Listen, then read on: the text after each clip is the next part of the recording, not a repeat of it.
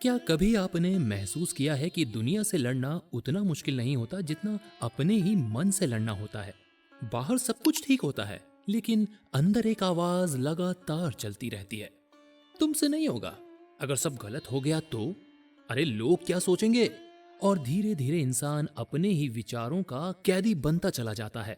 लेकिन क्या आपने कभी सोचा है, अगर यही मन हमें दुख देता है तो यही मन हमें शांति भी क्यों नहीं दे सकता। श्रीमद् भगवत गीता में भगवान श्री कृष्ण ने एक बहुत गहरी बात कही है।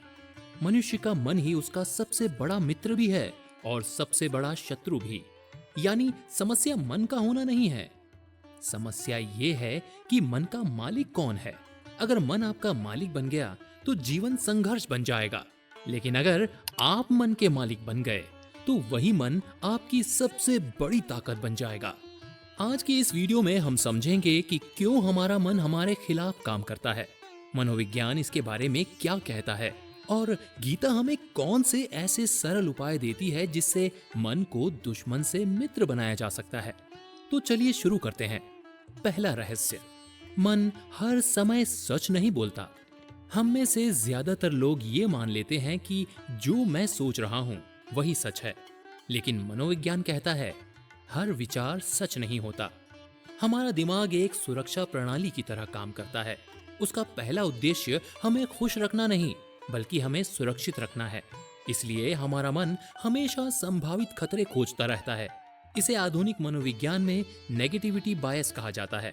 यानी 10 अच्छी बातें हों और एक बुरी बात, तो हमारा मन उसी एक बुरी बात को पकड़कर बैठ जाएगा।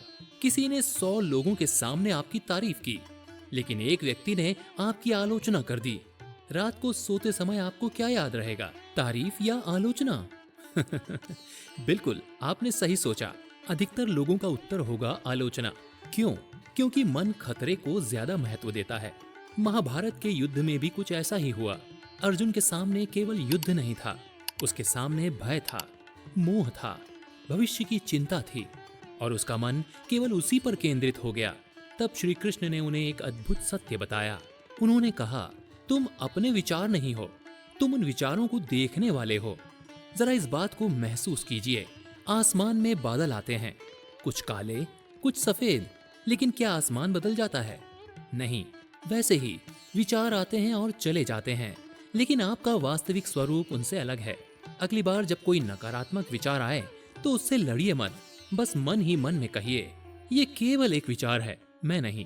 और बस यहीं से मन पर आपकी पकड़ मजबूत होती है। अब आता है दूसरा रहस्य, शरीर को शांत करो, मन स्वयं शांत होने लगेगा। क्या आपने ध्यान दिया है, जब आप तनाव में होते हैं और आपकी सांसें तेज हो जाती हैं, दिल तेजी से धड़कने लगता है, शरीर में बेचैनी महसूस होती है।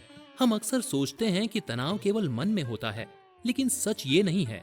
सच ये है कि मन और शरीर अलग अलग नहीं होते हैं, दोनों एक दूसरे को लगातार प्रभावित करते हैं। इसलिए गीता में ध्यान योग केवल मन को शांत करने की बात नहीं करता, वो शरीर को स्थिर करने से शुरुआत करता है।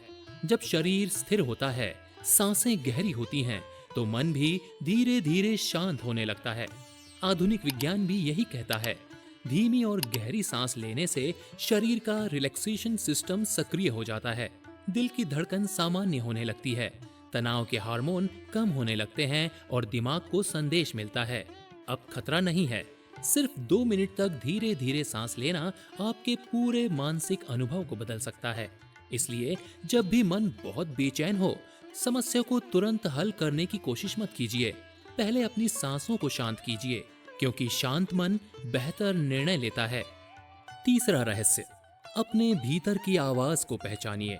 हर इंसान के भीतर एक आवाज रहती है जो हर समय उसका मूल्यांकन करती रहती है। तुम पर्याप्त अच्छे नहीं हो, तुम हमेशा गलती करते हो, तुम कभी सफल नहीं हो पाओगे।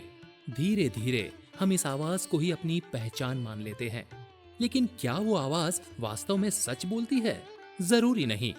मनोविज्ञान इसे इनर क्रिटिक कहता है। यदि ये संतुलित हो तो हमें बेहतर बनने की प्रेरणा देता है, लेकिन जब यही आवाज हर समय हमें नीचा दिखाने लगे तो आत्मविश्वास टूटने लगता है। श्री कृष्ण ने अर्जुन को भी यही समझाया।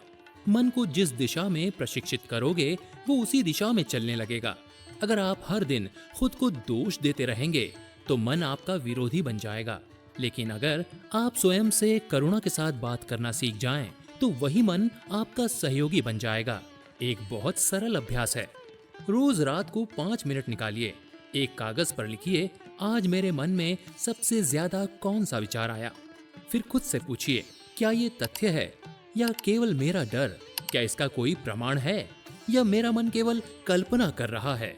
धीरे धीरे आप पाएंगे कि जिन विचारों को आप सच मानते थे वे केवल मन की कहानियां थीं। और जैसे जैसे जागरूकता बढ़ती है, मन की पकड़ कम हो जाती है। तो इसका निष्कर्ष क्या निकला? तो आज हमने 3 महत्वपूर्ण बातें समझी। पहली, हर विचार सच नहीं होता। दूसरी, शरीर को शांत करके मन को शांत किया जा सकता है। और तीसरी, जिस तरह आप स्वयं से बात करते हैं वैसा ही आपका मन बनता जाता है।